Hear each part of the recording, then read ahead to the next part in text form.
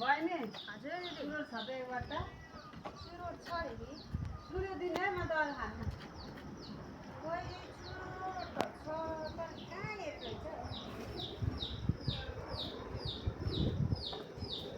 के हो दिदी ए पाइलोट रहेछ पाइलोट सूर्य रहन्छ है सूर्य छैन पाइलोट धुवाइबाट आउने हो भएर पायो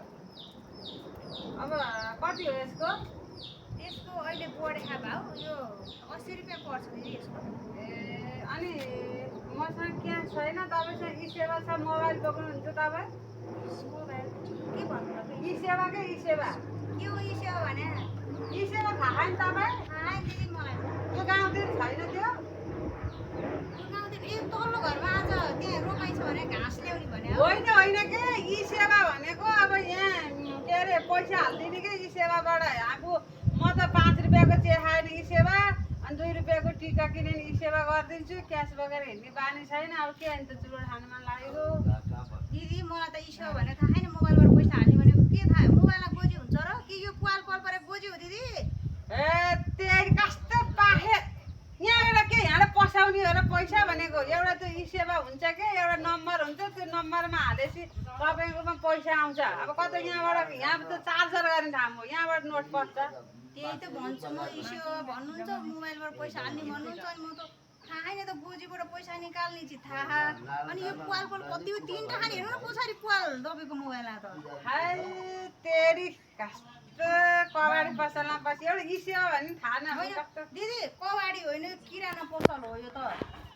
किराना पसल भएन आजभोलि त मोबाइल ब्याङ्किङ छ ई सेवा छ सबै सुविधा लिन जान्न परेन छोरी पढे छैन नि क्या मेरो छोराछोरी नै जन्मे छैन म एक्लै हो दिदी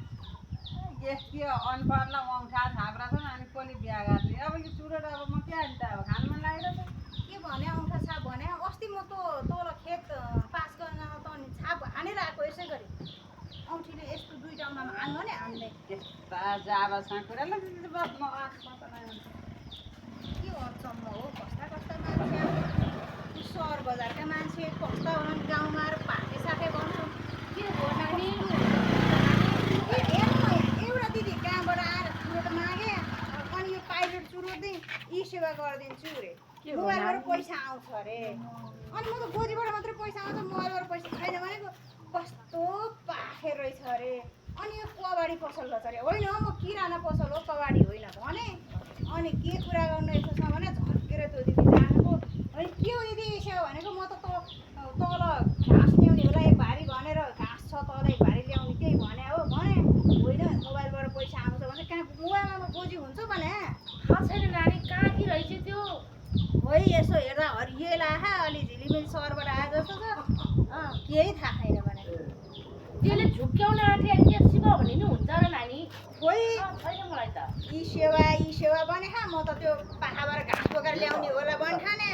के हो थाहै छैन अब म आफूलाई थाहा छैन अब किराना पसल देखेँ उसले कबाडीको पसल रहेछ कस्तो भन्न जाने हेर्नु न कबाडीको पसल भने किराना पसललाई कबाडी पसल भनेर चस्मा लागन रहेछ कि आँखा कमजोर हो कि त्यो भाउ खुसिया मान्छे हो कि सहरबाट आएको हो कि हेर्नु न म त अलमल्ल परेँ चुरोट पनि लगिनँ नि कहाँको पाखिनी होला क्या पाखिनी र सक्छ झुक्क्या भनेर आँथी हो नि अनि त्यहाँबाट झुक्क्याउन सकिनँ उल्टे कबाडी पसल भनेर गल्ती हो त्यो कतिलाई खालको आइमै होइन त्यो यहाँ सुन्नु न मलाई त नि कस्तो औँठे छाप रहेछ अरे अनि मैले औँठा छाप हानेको कहाँबाट थाहा पाइछ त्यसले अस्ति त तल गैरी खेत पास गर्न जाँदाखेरि अनि मैले छाप लाएर आएको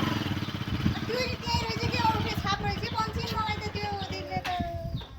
होला थाहा पाइयो नि अनि त्यहाँदेखि यसो घुम्दै फिर्दै आयो नि पसल अब सकेसम्म त्यसलाई थाहा छैन कि अन्त थाहा भनेको